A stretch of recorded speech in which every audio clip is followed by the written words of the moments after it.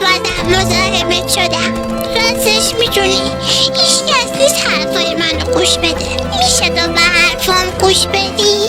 راستشو بخوای من توی خانواده معمولیم.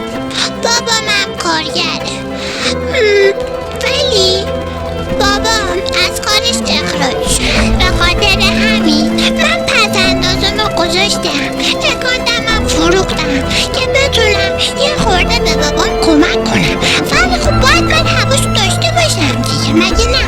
وقتی بابام اخراج شد من رفتم سر کار. هم الان خیاطی کار میکنم، هم شبا میرم رستوران آشپزی میکنم. الانم اصلا ناراحت نیستم، ولی چون میرم سر کار